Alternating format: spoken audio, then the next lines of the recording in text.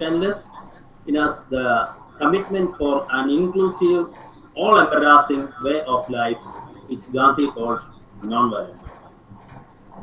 മഹാത്മാഗാന്ധിയുടെ 74ാം രക്തസാക്ഷിത്വ വാർഷികമാണ് നാം ഇവിടെ മഹാത്മാഗാന്ധി സർവകലാശാലയുടെ നേതൃത്വത്തിൽ ആചരിക്കുന്നത്. ഈ കാലഘട്ടം വളരെ ഗാന്ധിജിയെ ആവശ്യപ്പെടുന്ന കാലഘട്ടമാണെന്ന് നമുക്കറിയാം. ഞാൻ ദീർഘിപ്പിക്കുന്നില്ല, എൻ്റെ കർത്തവ്യത്തിലേക്ക് കിടക്കട്ടെ. നമ്മുടെ യോഗത്തിന് അധ്യക്ഷം വഹിക്കുന്നത് മഹാത്മാഗാന്ധി സർവകലാശാല school of Gandhian thought and development സ്റ്റഡീസിന്റെ ഡയറക്ടറായ ബിജു ലക്ഷ്മണൻ സാറാണ്. സാറ് വിവിധ കോളേജുകളിൽ വളരെയേറെ വർഷത്തെ അധ്യാപനത്തിന് ശേഷമാണ് school of Gandhian thought and development സ്റ്റഡീസിന്റെ സാരഥ്യം ഏറ്റെടുത്ത് യൂണിവേഴ്സിറ്റിയുടെ ഭാഗമായത്. അദ്ദേഹത്തിന്റെ വരവിന് ശേഷം school of Gandhian thought and development studies നേട്ടങ്ങളുടെ ഒരു പാതയിലാണ് സഞ്ചരിച്ചുകൊണ്ടിരിക്കുന്നത്. വളരെ കമ്മിറ്റ്മെന്റോടുകൂടി ഡിപ്പാർട്ട്മെന്റിനെ കൊണ്ടുപോകുന്ന ബിജു സാറിനെ സ്നേഹപൂർവ്വം ഞാൻ ഈ യോഗത്തിലേക്ക് സ്വാഗതം ചെയ്തു. ഇന്നത്തെ ഈ രക്തസാക്ഷി ദിനാചരണം ഉദ്ഘാടനം ചെയ്യുക മഹാത്മാഗാന്ധി സർവകലാശാല vice chancellor professor doctor Sabu Thomas സാറാണ്. നമുക്കറിയാം, സർവകലാശാല പല രീതിയിൽ ഔന്നത്യങ്ങളിലേക്ക് ഓരോ ചുവടും വെച്ചുകൊണ്ടിരിക്കുമ്പോൾ ചില സ്വാരസ്യങ്ങളുള്ള വാർത്തകൾ നമ്മൾ കേൾക്കേണ്ടി വരുന്ന കാലഘട്ടത്തിന്റെ ഭാഗമായി ആ തിരക്കുകൾക്കിടയിലും മീറ്റിങ്ങുകൾക്കുള്ളിലാണ് അദ്ദേഹം ഇരിക്കുക. ആ തിരക്കുകൾക്കുള്ളിലും അദ്ദേഹത്തിന്റെ കമ്മിറ്റ്മെന്റ് രാഷ്ട്രപിതാവിനോടും സർവകലാശാലയോടുള്ള കമ്മിറ്റ്മെന്റ് അദ്ദേഹം നമുക്ക് അദ്ദേഹത്തിന്റെ വിലപ്പെട്ട സമയം ഇവിടെ ചെലവഴിക്കുകയാണ്. സാറിനെ ഞാൻ സ്നേഹപൂർവ്വം ഈ വേദിയിലേക്ക് സ്വാഗതം ചെയ്യുന്നു. Babu sir, doctor PS Girish Kumar എൻ്റെ PhD ഗൈഡായ സ്കൂൾ ഓഫ് സോഷ്യൽ സയൻസ് ഡിപ്പാർട്ട്മെന്റിന്റെ പ്രൊഫസറും ഡയറക്ടറുമായിരുന്ന, പിന്നീട് വഡോദര MS യൂണിവേഴ്സിറ്റി പ്രൊഫസറും ഫിലോസഫി ഹെഡുമായിരുന്ന, ഇപ്പോൾ ICPR മെമ്പറായിരിക്കുന്ന ഡോക്ടർ ഗിരീഷ് കുമാർ സാറിനെ, സാറിന്റെ എൻ്റെ രണ്ടാമത്തെ PhD ചെയ്യുമ്പോൾ ഇൻഫ്ലുവൻസ് ഓൺ ഗാന്ധി, സാറിന് ഗാന്ധിയെ കുറിച്ചുള്ള ഒരു ഇൻസൈറ്റ് എനിക്ക് അന്നാണ് കൃത്യമായിട്ട് ബോധ്യപ്പെട്ടത്. പല വേദികളിൽ പല ക്ലാസ്സുകൾ അദ്ദേഹത്തിന്റെ കേൾക്കാൻ ഇടയായിട്ടുണ്ട്.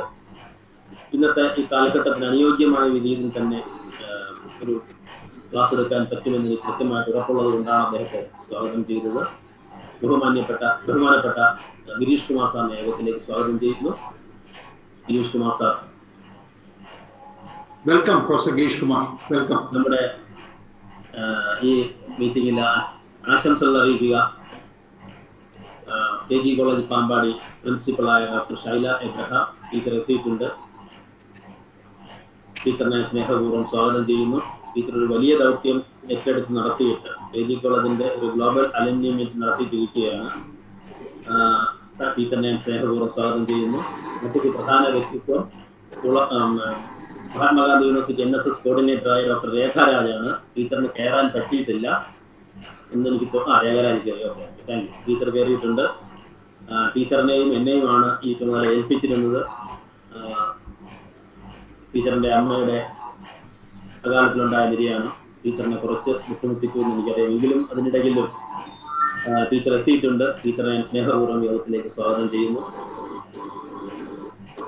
ഈ പ്രോഗ്രാം ആലോചിച്ചപ്പോൾ തന്നെ ഒരു കോളേജ് കൂടി ചേർന്നാൽ നന്നായിരിക്കുമെന്ന് ബിജു സാർ പറയുകയും ഏറ്റവും ആദ്യം തന്നെ നമ്മൾ അന്വേഷിക്കാറുള്ള, കൂടെ ചേർത്ത് നടത്താറുള്ള പാമ്പാടി KG കോളേജിനെ സമീപിക്കുകയും ഡോക്ടർ വിപിൻ K വർഗീസ് അദ്ദേഹം അത് കൃത്യമായിട്ട് നിർവഹിക്കുകയും ചെയ്തു. വിപിൻ സാറിനെയും സാറിൻ്റെ ഗ്രൂപ്പിനെയും ഞാൻ സ്നേഹപൂർവ്വം സ്വാഗതം ചെയ്യുന്നു.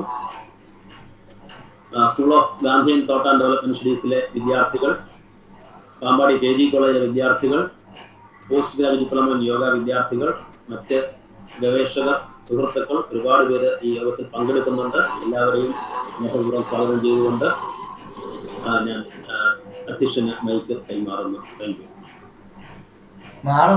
സ്വാഗത വചസ്സുകൾക്ക് നന്ദി sir.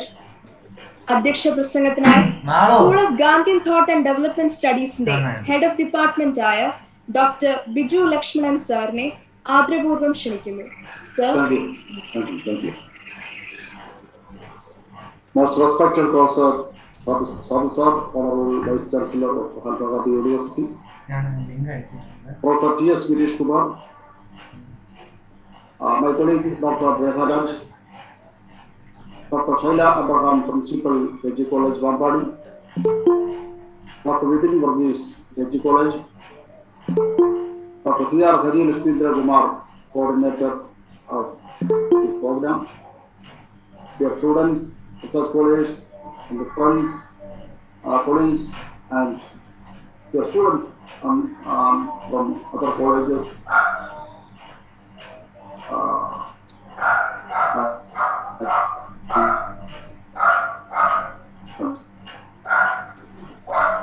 As all of us know, the world today is observed as Martyrs' Day in memory of Mahatma Gandhi, the father of our nation, who was a symbol of peace and non-violence in the whole world. As all of us know, Gandhi was a man who had sacrificed his life for the independence, welfare, and development of India, who was assassinated by Natharam Godse in the Birla House during his evening years on 30 January 1948. As all of us know, Gandhi was said to be the least understood and the most severely criticized man the world has produced or among the philosophers and figures of the world. After his assassination or after his death, people have understood his life and role in many different ways. Many people, he was an inspirer and leader of the national movement and the struggle for the freedom of our country. But many Muslims, he was a Hindu Mahatma who stood for majoritarian Hindu rule. And to several untouchables, he seemed to represent a patronizing caste Hindu, or they strongly believed that Gandhi has had a caste Hindu stance, which offered them no real change in their deprived situation. And to some Hindus like his assassins, he spoke of unity with the Muslims for a new India. I strongly believe that the assassination of Gandhi was not a murder of a single person, but an attack on Indian secularism and multiculturalism by the communal forces. And even after six decades of his assassination, his intellectual and moral legacy, as well as his life and politics, were a source of inspiration to the global peace movements, many global peace movements, human rights activists, political activists, and environmentalists throughout the world. As all of us know, the father of deep ecology, even Anais, and other Indian environmentalists, notable environmentalists, admitted Gandhi as their mentor, and they got inspiration and spirit from they evolved their environmental vision from Gandhi's environmental ideas. Gandhi, as all of us know, was preeminently a man of action, or he was a karma yogi, and his greatness lay in his power of identifying himself with the common man, or particularly common man and women of his country. And I strongly believe that was a grand representative figure of Indian unity, secularism, multiculturalism, and what is called the servant leadership. So to these words, I would like to conclude my words and invite Professor Dr. Sabu Thomas, Honorable Vice Chancellor of Mahatma Gandhi University, to inaugurate this program. Thank you. Thank you. Very good evening to all of you. Very good evening. Professor Biju Lakshmanan, the president of today's meeting, our distinguished speaker and my close friend, Professor Girish Kumar, Dr. Shaila Abraham, Dr. Hari, Dr. Reharaj, Dr. Papanahan, all my colleagues, friends, and students.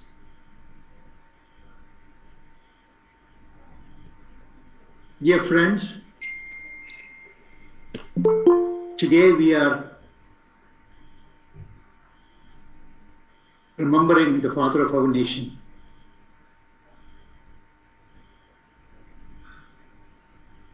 Remembering the 74th death anniversary of father of our nation. As Biju Lakshmi indicated,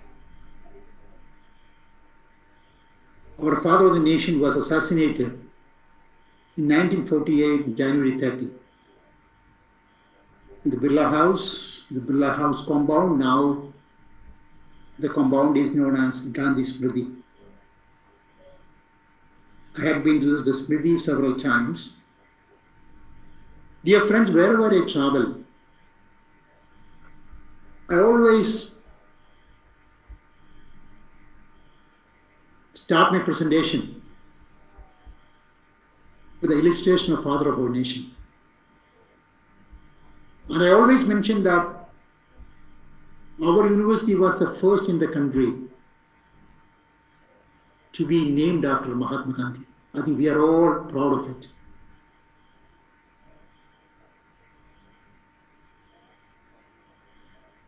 Wherever I go, I remember the last visit of mine was in Vienna. That was before COVID. After the lecture, my University of Vienna professor took me to Gandhi Smriti. And wherever you travel, you have Gandhi Museum, Gandhi statue, Gandhi mark, and some of the universities have Gandhi chair. South African University, they have Gandhi chair. So the principles, the philosophy of Gandhi is getting lots of momentum worldwide. If you look at the core principles of Gandhi,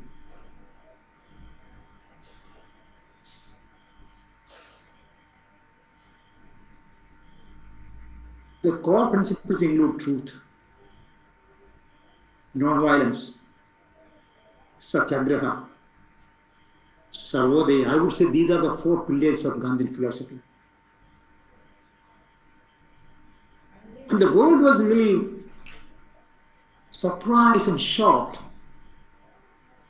when Gandhi used the weapons of non-violence, civil disobedience, and satyagraha to drive the British from India. And we are all proud of it.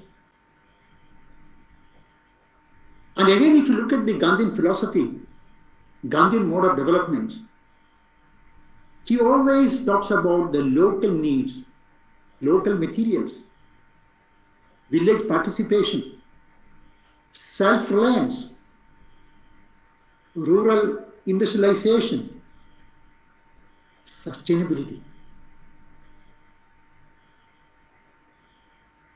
If you look at Gandhian economics, sustainability is a very important factor. And Gandhi understood that for the development of India, we have to uplift the villages. And I'm sure all of us know about his concept of Gram Swaraj. Dear friends, when I was in South Africa, I could see the wonderful work done by father of our nation, Mahatma Gandhi. And I could listen to Mandela when I was in South Africa, a 1 hour talk given by Mandela in Cape Town. You know how many times he quoted Gandhi? 10 times he quoted Gandhi in his speech. As an Indian, I was excited when Mandela quoted 10 times Gandhi during his 1 hour speech. So many people were inspired by Mahatma Gandhi. Mandela. Yesterday there was a talk by Professor John, your previous colleague from Gandhi Studies. He is actually commemorating the contribution of Desmond Tutu, Archbishop Tutu. Tutu was inspired by Mahatma Gandhi. Einstein was inspired by Mahatma Gandhi. So many people were inspired by Mahatma Gandhi. And dear friends, we have to be driven by the spirit of equality. We have to be driven by the spirit of social justice. We have to be driven by the spirit of secularism. We have to be driven by the spirit of sustainability, the core principle of Gandhian economics. We have to be driven by the spirit of inclusiveness. We have to be driven by the spirit of diversity. And all this will lead to excellence. I think these are the core principles of Gandhi. And I'm sure that we have excellent speaker. Professor Girish Kumar is going to give the keynote talk today. Let us have a very good meeting, very good discussion. Please listen to the talk of Professor Girish Kumar.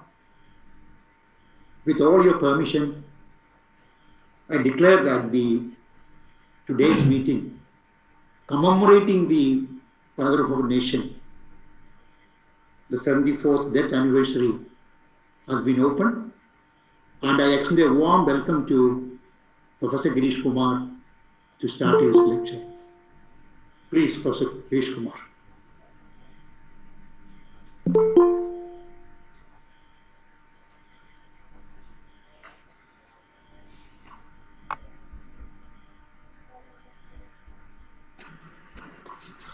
Namaste. Am I audible, Hari? Professor Yes, Sabu, am I audible? Yes, sir. We can hear you. Perfect, perfect. Thank you very much. Namaste. Honorable Vice Chancellor, Professor Sabu Thomas, my friend, otherwise, but Vice Chancellor, Professor Biju, Dr. Padmanabhan, Dr. Hari, Dr. Shai,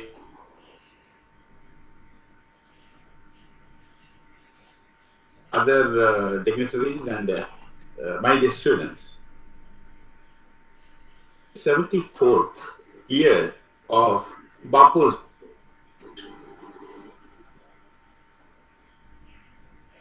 in Gujarat, Kalimal Bapu more than Mahatma Gandhi, and the term Mahatma was bestowed upon Bapu by none other than Kaviguru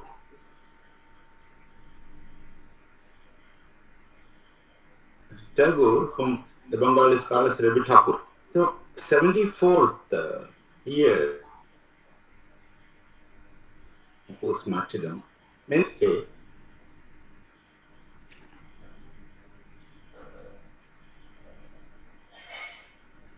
I've also gone to Saurashtra, where he was born.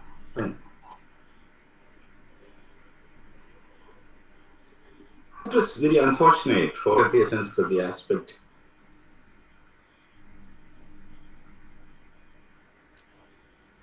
To assassinate someone, especially like someone like Bapu, for whatever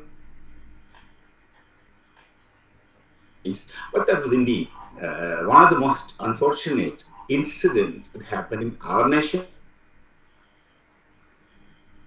Not have happened at any cost. Mrs. Gandhi happened.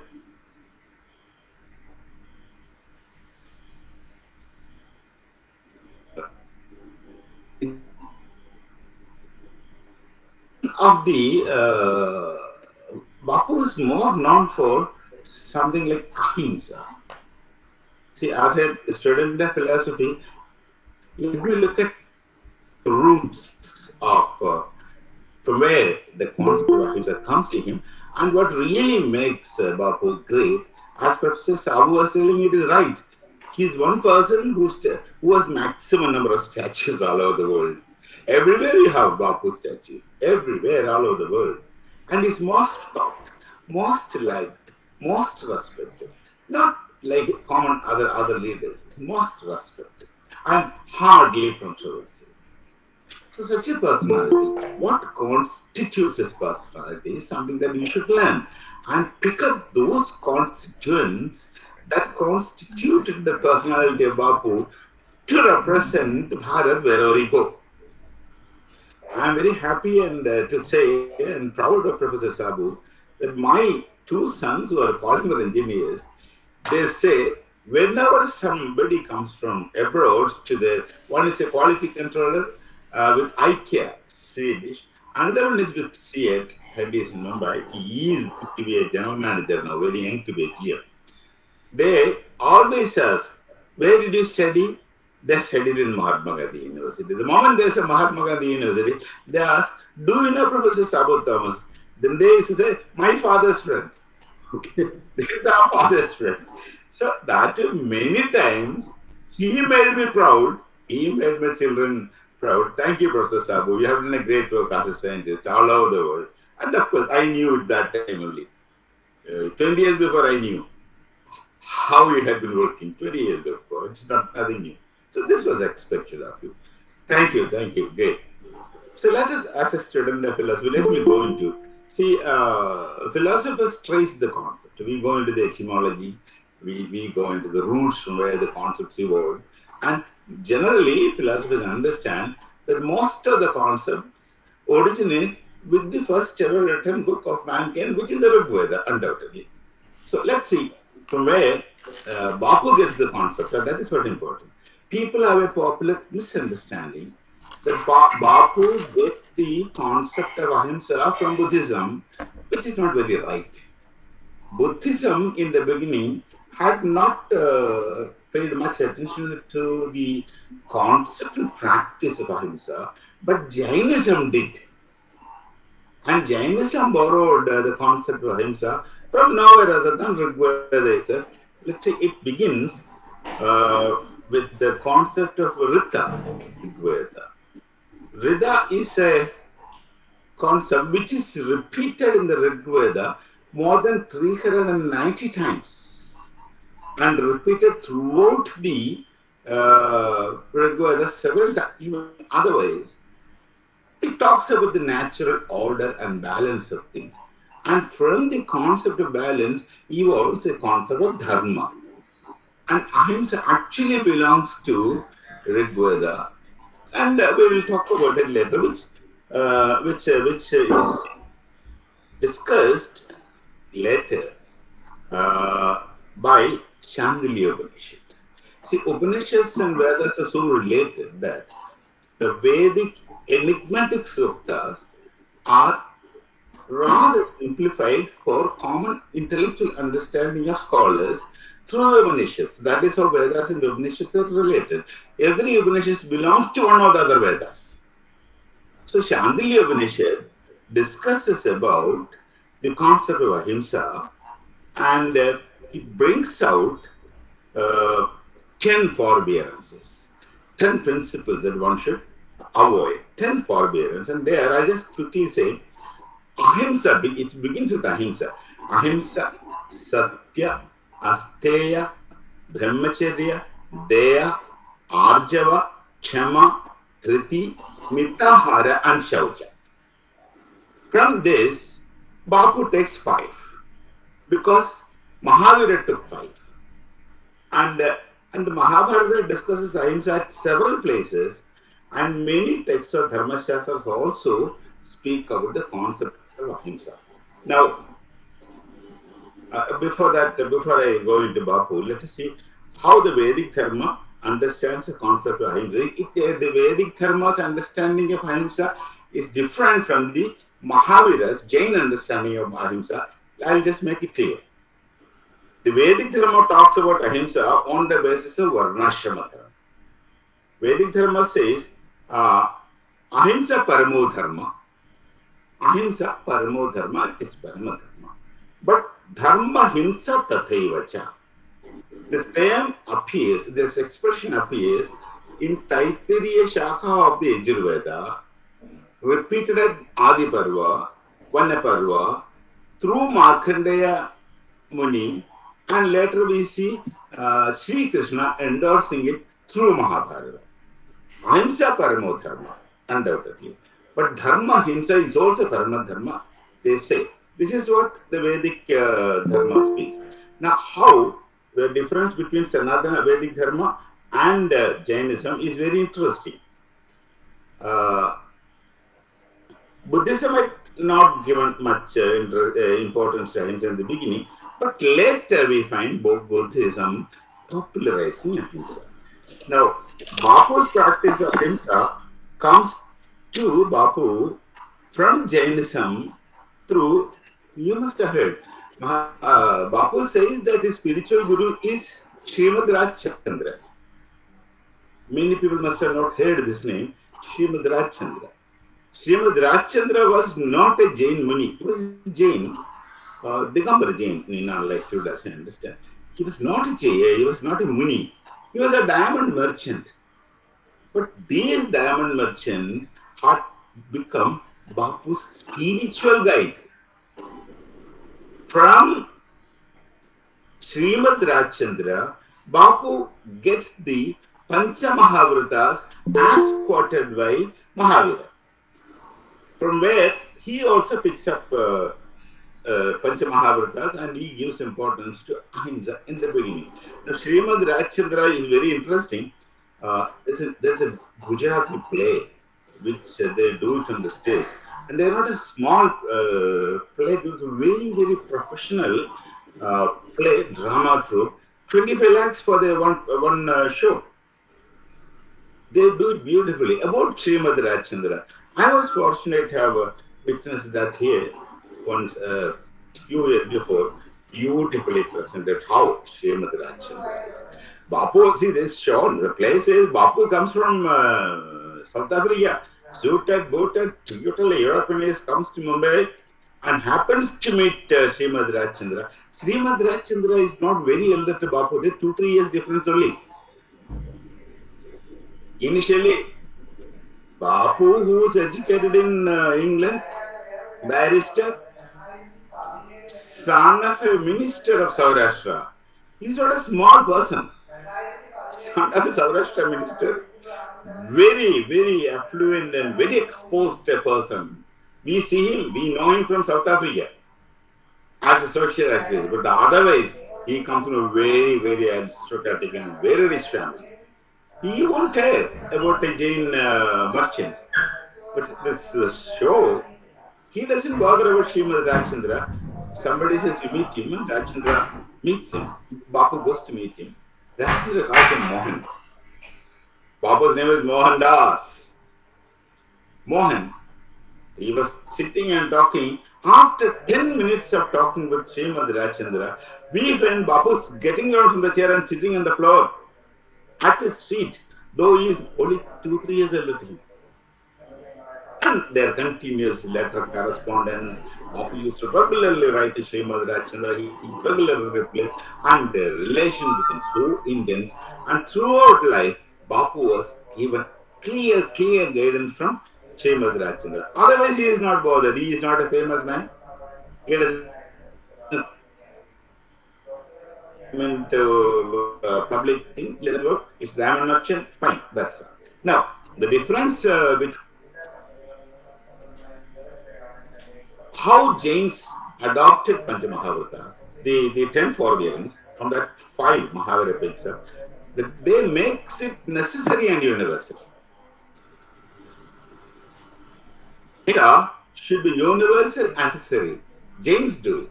Everybody has to follow ahimsa. Jains do it. But in Vedic Dharma, in the Varnashrama, only the Brahmanas has to be necessarily adhering to ahimsa. Kshatriyas, Vaishyas, Shudras are not forced to go by ahimsa. That is what they categorize.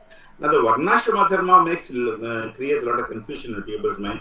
Many understand Varna as Jati.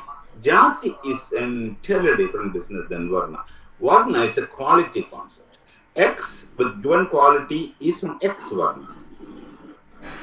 Y from a given quality is from Y Varna. So it depends on your quality. See, we can see later, I'll just quickly say, we can see Plato recreating Varnashrama Dharma in his famous dialogue, The Republic. Plato makes an ideal society, which he terms as utopia. And unfortunately, the term utopia had become synonymous with something impossible in English language. But that is not the case. He creates a utopia, which is an ideal society. And he bases his classification or stratification of this ideal society on the basis of his concept of soul. Plato believes that soul has three parts. Topmost part is rational, middle part is spirit, bottommost part is appetite, three parts. Where and in whom the rational part is more active, Plato says, becomes a philosopher. Where and in whom the middle spirit part is more appetite, Plato says, becomes a soldier. Where and in whom the bottom part of appetite becomes more active, other two are dormant, becomes a trader, etc., etc. And Plato also envisages a group of people in whom all the three parts of soul are equally dormant. They are the helpers, and Plato calls them as slaves. Now you look at the Varnashrama Dharma of the Brahmana, Kshatriya, Vaishya, Shudra. They are quality concepts. But in Bharat, in the Varnashrama system, it's based on quality acquired by individual. The quality that you acquire puts you into one Varna, and if you fail to maintain that quality, you will go to another Varna. This is a dynamics of the Varnashrama which has to be understood. Anyway, if you, let me say today, for example, Mata Amritanandamani, would you dare put him in any of these Varnas? You won't. Okay, go back a little. Sri Narayana Guru, would you have courage to put him in any of these Varnas? You can't. Of course, we have a tradition that sannyasis are beyond all this. We have a tradition. They don't even have their Purvashrama remembrance, they don't even keep their names. That is there. But would you have the guts to say that Sri Narayana Guru belongs to this caste? If you do that, that's a mistake, and we cannot allow that. He goes beyond it, and look at his writings. Anyway, I am deviating from this thing. So, for Bapu, he understands he understands Ahimsa as universal. It has to be for everybody. In Vedic Dharma, it is only for the Brahmins. Kshatriya cannot live by Ahimsa. Absolutely not. Kshatriya's Chhatra Dharma itself is Chhatra Virya. He is to do his job differently. Not a teacher. Teacher comes in Brahmana category. So Brahmanas are not supposed to do any himsa. So that is clearly spelled out in Vedic Dharma. But in Jainism, ahimsa should be universal and necessary. All Jains should be following ahimsa. So much so that Digambar Jains, they don't eat food before sunrise and after sunset because they're afraid some kind of prani will die, go into their mouth. They don't eat anything from underground. I used to talk to my students and say, how do you live without eating potatoes? They can't. Nothing grown under the sand, they will eat. They won't eat. And then between sunset and sunrise only we have to eat. After sunset you can't eat. So they adhere to ahimsa so rigidly. And lot of other things. Many of the Jains don't eat from outside. I have a student, Digambar Jain. Digambar is very more rigid. I took him, I have this bad habit of taking my students, Dr. Hari knows it, wherever I go. I took him to a conference. I had to start at 4 o'clock from here from Baroda to Surat. He came at 4 o'clock, but he had to get up at 2 o'clock at night, make his own food because he doesn't eat from outside. He cooks his own food, he brings his own water and feeds me also. So they are such rigid people. So Jains made it so rigid. And Bapu learns it from Srimad Rajchandra, Ahimsa. And Bapu also makes Ahimsa necessary. Everybody has to follow Ahimsa. That principle he took out. He went to wherever he went, he took the principle and spread it to the cosmos. Now, I would just say one thing. What made Bapu is real inner strength. People have a lot of other things. Ahimsa is often translated into English as non-violence. They have also translated Dharma as non-violence. But we know, we are Bharatheeyas, we know what's the meaning of Ahimsa. It's not merely non-violence, it is much beyond non-violence. Dharma is not merely non-violence, as they translated into English, is much beyond non-violence. And like there are this conceptual problem is it, when you translate a Sanskrit concept into another language, the translation does not really become synonym. It will not carry the entire meaning or confuse meaning, that's all right. So let us keep using Sanskrit terms for us to carry the entire concept in its rigid form. Let's see what really makes Bapu great. Bapu's greatness comes from the tremendous inner strength which he has. Undoubtedly. The tremendous inner strength. We see similar inner strength in many people in Bharat. One is Lala Rajpat Roy. He stands. Tremendous strength. There are many with such tremendous inner strength. Now the question is, students of philosophy will search from where do they get this inner strength? What is the source of their inner strength? We speak of secularism. What is the source of the secularism we have? Is it not from the Rig Veda? Ekam sadvipra bahudha vadanti. Who teaches us? From Vedas. There's only one truth. Ekam. If you break it, Ekam sadvipra bahudha vadanti is one line. Ekam sat vipra bahudha vadanti. There is only one truth. Scholars speak about it differently, depending upon their knowledge tradition, knowledge situation, and the knowledge society in which the ideas are expressed, rather manifested. Beyond that, there is no difference. Reading difference is not the epistemology of Veda-Upanishadic coexistence. The epistemology of Veda-Upanishadic knowledge tradition is an epistemology of coexistence. Several examples can be put in front of anyone. How this epistemology of coexistence, then you talk about multiplicity. The European world talks about multiplicity and plurality now. Recently, we have realized it long back. Whether we practice it or not is another question. That's not directly a philosopher's concern right now. But archetype, ideally, that is there with us. So, what really makes me Bapu great is he has drawn the entire Bharatheeya Sanskriti. The Sanskriti, I'll talk about a journey of Sanskriti from knowledge tradition. Fundamentally, it's a Veda-Upanishadic knowledge tradition. The Vedas and Upanishads are not religious texts. They are not spiritually guiding texts. They are simply knowledge texts. On the basis of knowledge texts, a knowledge society comes into existence and a Sanskriti comes into existence, and it is after the Sanskriti, as the transcendental expression of the Sanskriti, Dharma comes. Dharma comes third. So, the knowledge tradition of coexistence, that should be the root of your understanding of others as one.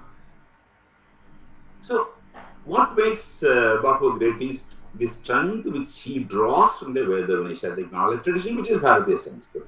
Now, what I would say to conclude that all of us, the Nagariks, the citizens of this great nation, should try to understand our nation first. Rashtraya Swaha. Rashtraya idam namama. Not me, not myself, my nation. So, try to understand this nation, its Sanskriti, live with it wherever you go, whichever society you go. Somebody should learn something from you through your life. When you want to earn respect, see, respect cannot be demanded, it has to be commanded. How do you command respect? Through your being good, through your qualities. Nobody will dislike you if you have cultivated qualities. And qualities you can't buy. You acquire qualities. You acquire attributes. And it's easy for a citizen of Bharat. You can acquire it from the Sanskriti of Bharat. There is no question of religion there. There is no question of spiritual practice there. You don't have to go to do any rituals. Go for the knowledge. Build up your personality. Show that you shine. Let people see you shining. They will respect you. So, my request to all the students hearing to recreate the Bapu in you. Treat Bapu as a medium. And what Bapu did you understand? He had created the Sanskriti within himself. And that made him strong. Strong to a point beyond your imagination. So I would request you on this 74th year of Bapu's martyrdom, let his martyrdom let it not go waste. Let it not be forgotten. You recreate the Bapu within you in your own way.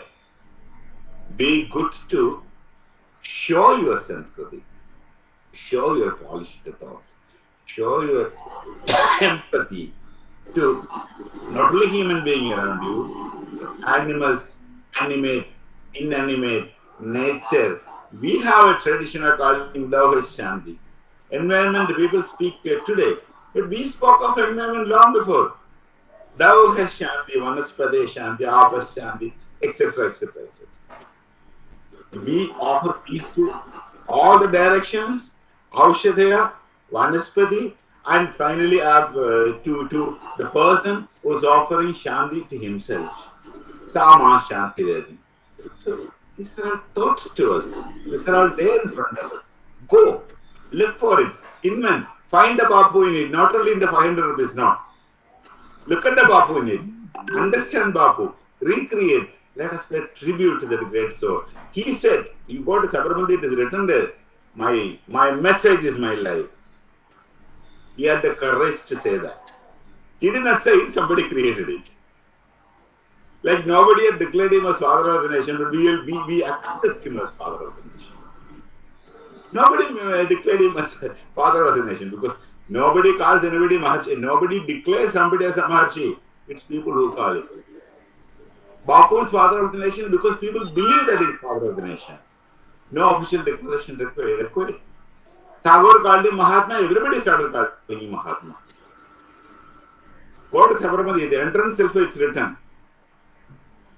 My message is my life. Learn from it. Learn from it, rediscover the Bapu in us, and be an authentic, proper, meaningful citizen of this glorious nation which had been Vishwaguru, which will continue to be Vishwaguru for future also. Namaskar, all the best. Thank you, Professor Grishma. Thank you. Dr. Shaila Abraham, Principal to G College for Execution.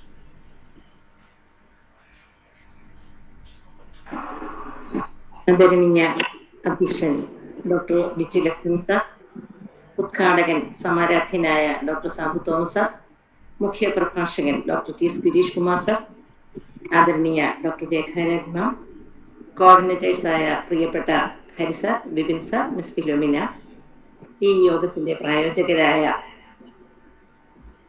യുവ സുഹൃത്തുക്കളെ, ഇന്ന് മഹാത്മാഗാന്ധിയുടെ മരണദിനമാണ്.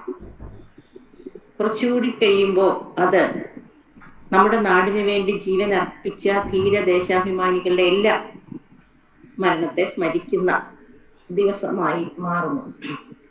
പക്ഷേ നമ്മളൊക്കെ നമ്മുടെ പ്രിയപ്പെട്ടവരുടെ, സാധാരണ ജനങ്ങളുടെ മരണദിനം ആചരിക്കുന്നതിൽ നിന്ന് ഒരു വ്യത്യസ്തത ഇവിടെയുള്ളത്, ഇത് മരണദിനത്തിൻ്റെ ആചരണമല്ല, മറിച്ച് മരണാതീതമായി നമ്മുടെ ഇടയിൽ നിലനിൽക്കുന്ന അവരുടെ വലിയ വ്യക്തിത്വങ്ങളുടെ, ആ വ്യക്തിത്വ സവിശേഷതകളുടെ ഓർമ്മയാണ് എന്നുള്ളതാണ്. നമ്മുടെ രാജ്യത്ത് ഇന്നും മഹാത്മാഗാന്ധി മരിച്ചിട്ടില്ല. ഒരാശങ്ക നമുക്കുണ്ടായാൽ നമുക്ക് നോക്കാൻ ഗാന്ധി സമയമുള്ളൂ. ഒരു സുസ്ഥിര വികസന സങ്കല്പത്തെക്കുറിച്ച് ചിന്തിച്ചു തുടങ്ങുമ്പോൾ തന്നെ നാം ചെന്നെത്തുന്നത് ഗാന്ധിസത്തിലേക്കാണ്. ലക്ഷ്യവും മാർഗവും ഒരുപോലെ സംശുദ്ധമായി ഒരു കർമ്മ പദ്ധതിയെക്കുറിച്ച് ആലോചിക്കണമെങ്കിൽ ഗാന്ധിയുടെ ചിന്താധാരകളിലേക്ക് നമുക്ക് ചെന്നെത്താനാവും. അതുപോലെ തന്നെ ഈ ധീര ദേശാഭിമാനികളുടെ പേരിലാണ് സത്യത്തിൽ നമ്മുടെ രാജ്യത്തെക്കുറിച്ച്, നമ്മുടെ മണ്ണിനെ കുറിച്ച് ഒക്കെ നാം വികാരം കൊള്ളാറുള്ളത്. വെറുതെ വരച്ചിടുന്ന ഒരു അതിർത്തി രേഖയ്ക്ക് അപ്പുറം അത് സ്വന്തം രക്തം കൊണ്ട് വലിയ രീതിയിൽ അടയാളപ്പെടുത്തി നമ്മുടെ മനസ്സിൽ വരച്ചിട്ട അതിർത്തിയായി മാറുന്നത് സത്യത്തിൽ ഈ ധീരദേശാഭിമാനികളുടെ സംഭാവന കൊണ്ടാണ്. ഇതൊക്കെ നമ്മുടെ യുവജനങ്ങളിലേക്ക് ആവേശമായി, പ്രബോധനമായി, നല്ല ചിന്തയായി കടന്നു ചെല്ലുമ്പോഴാണ് ഇത്തരം ആചരണങ്ങൾ സാർത്ഥകമായി തീരുന്നത് എന്ന് നാം ഓർക്കണം.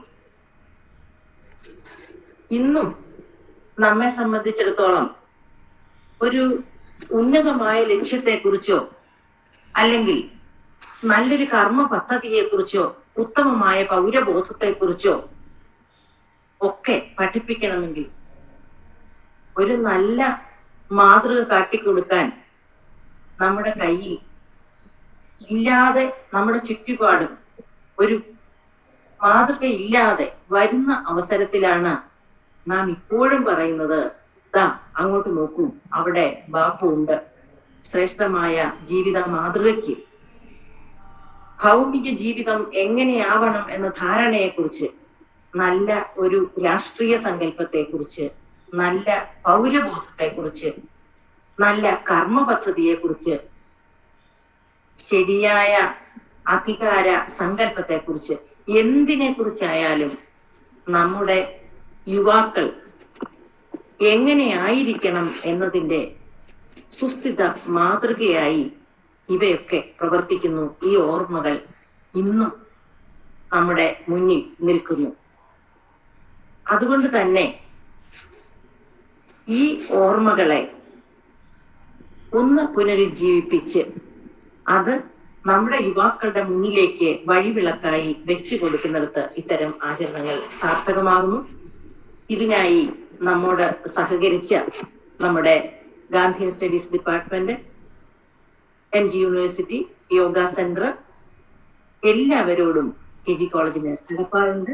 ഇതിനുവേണ്ടി പ്രവർത്തിച്ച ഓരോരുത്തരെയും നമസ്കരിക്കുന്നു.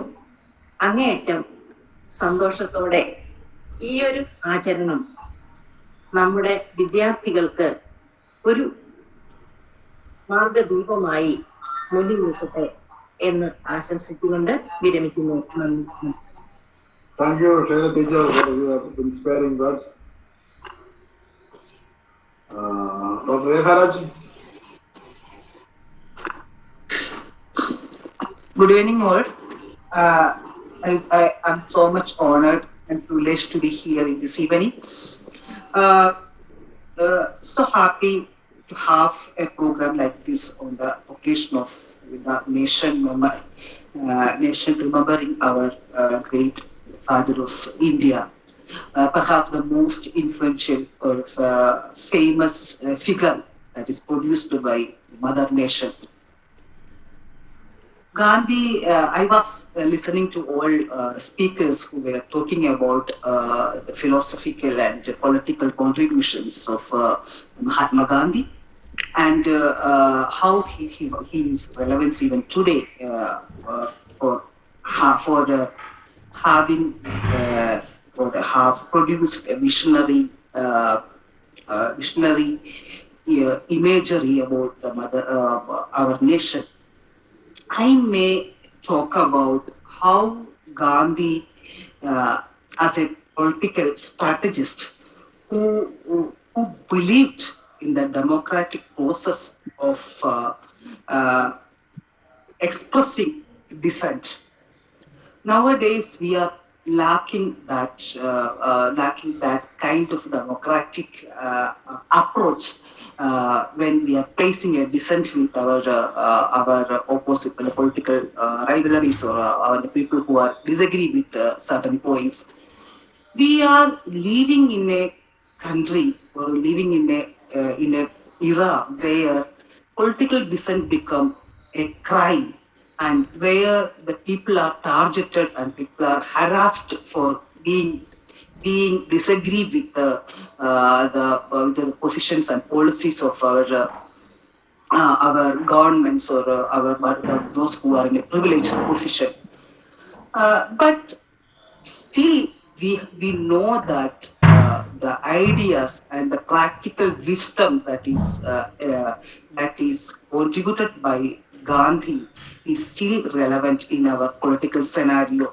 Whether it is in the case of farmer strike, whether it is the case of citizenship law protest, whether it is a case of the protest against Islamophobia, or whether it is a case of protesting or right-based actions against all kind of inequalities or movements against social injustice. People who believe in democratic process still uphold the values of Gandhi. He has his idea of against this imperialism, or his idea of sustainability, or his idea of believing in the skills and capabilities of rural people are giving us a hope around how people can live a life that is rejecting the all kind of imperialistic or capitalist interventions in our third world countries. So Gandhi, even if he started his life for the nationalist movement, or his idea about humanity was further it's much broader, which can be assimilated by different kind of people who are striving for social justice in their own scenario. So I hope Gandhi has still a relevance, and as an academic institution, even my department and other colleges who are seriously approaching Gandhi studies as a serious discipline, we need to develop more prolific and more more crucial knowledge or scholarship around Gandhian principles and Gandhian thought. And I hope this evening help us to rethink about our academic works or the way we are approaching the scholarship of our universities. And it's high time to develop a locally or a specific, regionally specific Gandhian critique let us hope for the best academic experiments on behalf of Gandhi and his thoughts. And I'm stopping here. Once again, I would like to thank everybody who give me a chance to address this gathering. Thank you. Thank you, Dr. Reha, for this good work. Now I invite Dr. Bipin K. Varghese for a lot of thanks. യോഗാധ്യക്ഷൻ ബഹുമാനപ്പെട്ട Biju sir, ഉദ്ഘാടനം നിർവഹിച്ച ബഹുമാനപ്പെട്ട Sabu sir, മുഖ്യാതിഥി Girish sir, അധ്യാപകരെ, വിദ്യാർത്ഥികളെ, ഇന്ത്യയുടെ രാഷ്ട്രപിതാവ് മഹാത്മാഗാന്ധി രക്തസാക്ഷിയായതിന്റെ 74ാം വാർഷിക ദിനത്തില് നമ്മൾ അദ്ദേഹത്തെ അനുസ്മരിക്കുകയാണ്. അദ്ദേഹത്തെ കുറിച്ച് വളരെയധികം ചിന്തിക്കേണ്ട കാലമാണ് നമ്മുടെ മുമ്പിലുള്ളത് എന്നത് എല്ലാവർക്കും വ്യക്തമായിട്ട് അറിയാവുന്നതാണ്. ഗാന്ധിയൻ ആദർശങ്ങളുടെ, ഗാന്ധിയൻ കാഴ്ചപ്പാടുകളുടെ പ്രസക്തിയെ കുറിച്ച് നമ്മുടെ പ്രഭാഷകരെല്ലാവരും നമ്മെ അറിയിച്ചു. പ്രഭാഷണങ്ങളിൽ മാത്രം ഒതുങ്ങാതെ നമ്മുടെ പ്രവൃത്തി പദത്തിലേക്ക് കൂടി അത് എത്തണം എന്നത് സുപ്രധാനമായ ഒരു കാര്യമാണ്. ഞാൻ എന്റെ കർത്തവ്യത്തിലേക്ക് കടക്കുകയാണ്. യോഗത്തിന് അധ്യക്ഷത വഹിച്ചത് school of Gandhian thought and development സ്റ്റഡീസിന്റെ head of the department Biju സാറാണ്. സാറിന് ഏറ്റവും ആദരപൂർവ്വം നന്ദി അറിയിക്കുന്നു.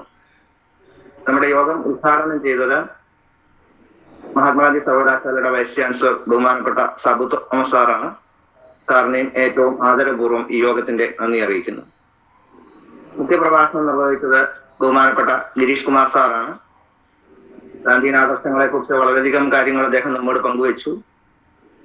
ബഹുമാനപ്പെട്ട ഗിരീഷ് സാറിനും യോഗത്തിന്റെ നാമത്തിലുള്ള നന്ദി അറിയിക്കുന്നു. യോഗത്തിൽ ആശംസകൾ അറിയിച്ച MG യൂണിവേഴ്സിറ്റി NSS കോർഡിനേറ്ററും school of Gandhian thought and development സ്റ്റഡീസിലെ അസിസ്റ്റന്റ് പ്രൊഫസറുമായ രേഖ മേഡം, KG കോളേജിന്റെ പ്രിൻസിപ്പൽ ഷൈല ടീച്ചർ, രണ്ടുപേരോടുമുള്ള നന്ദി അറിയിക്കുന്നു. യോഗത്തിന് സ്വാഗതം ആശംസിച്ച ഈ യോഗത്തിന്റെ മുഖ്യ സൂത്രധാരൻ ബഹുമാനപ്പെട്ട ഹരി സാറിന് ഏറ്റവും സ്നേഹപൂർവ്വം നന്ദി അറിയിക്കുന്നു. യോഗത്തിൽ പ്രയർ സോങ് ആലപിച്ച ഫിലോമിന മാനുവൽ ഏറ്റവും സ്നേഹത്തോടെ നന്ദി അറിയിക്കുന്നു. യോഗത്തിൽ പങ്കെടുത്ത എല്ലാ അധ്യാപകർക്കും വിദ്യാർത്ഥികൾക്കും ഒറ്റ വാക്കിൽ നന്ദി പറഞ്ഞുകൊണ്ട് എന്റെ വാക്കുകൾ ചുരുക്കുന്നു.